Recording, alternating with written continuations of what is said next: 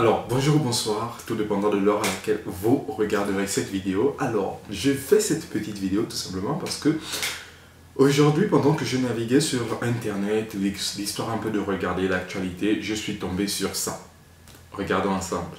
Avant de terminer sa communication, le président de la République a exprimé sa totale désapprobation au regard du mauvais traitement réservé à nos supporters qui ont fait les déplacements d'Abidjan pour assister à la demi-finale contre la Côte d'Ivoire dans le cadre de la Coupe d'Afrique des Nations, notamment la diminution d'espace leur réservé dans les tribunes, l'interdiction d'accès des calicots et aux différents supports des dénonciations de l'agression rwandaise dont notre pays est victime.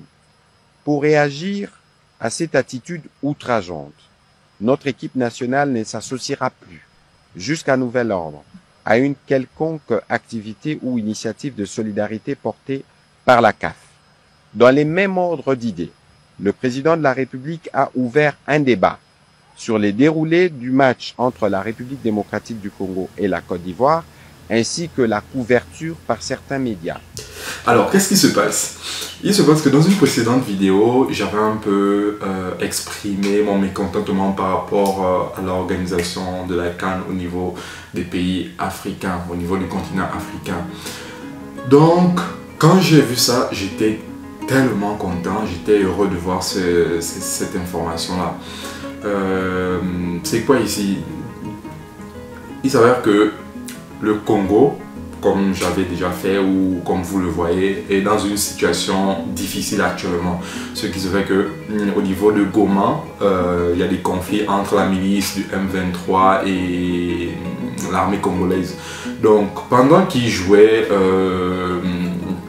en Côte d'Ivoire, il y a eu des Ivoiriens ou quoi qui se sont mal comportés vis-à-vis des Congolais. Et donc le gouvernement a pris des mesures face à ce comportement vis-à-vis des Congolais qui se sont déplacés pour aller jouer vers le Congo. Donc quand j'ai vu cette note ou cette information, j'étais tellement heureux. Et voilà un peu, donc je suis content actuellement et j'espère que les présidents africains actuellement, ils vont ouvrir les yeux et j'espère que la donne va changer. Il ne sera plus question d'attendre ou quoi des organisations internationales ou je ne sais pas quoi. C'est l'Afrique d'abord. L'Afrique c'est maintenant, c'est pas demain, c'est pas après-demain. L'Afrique c'est maintenant. Ce sont les populations congolaises qui sont allées à l'ambassade des États-Unis à Kinshasa et ils ont brûlé les drapeaux des États-Unis comme pour exprimer leur mécontentement face à la négligence. Les États-Unis savent ce qui se passe depuis des années au niveau du Congo, Kinshasa, mais ne font rien.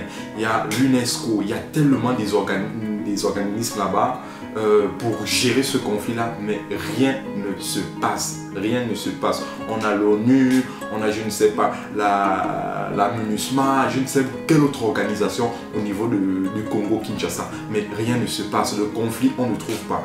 La milice, là, c'est une toute petite milice. Mais l'armée, combien de moyens, combien de pays sont là-bas pour lutter contre cette milice-là? On n'a pas de résultats. Donc quand j'ai vu ces Congolais qui sont allés manifester là-bas, j'étais tout simplement content. J'étais content. Enfin, l'Afrique est en train de se réveiller. Enfin, l'Afrique est en train de se réveiller. Et je pense que c'est un processus qui commence et ça ne va pas s'arrêter.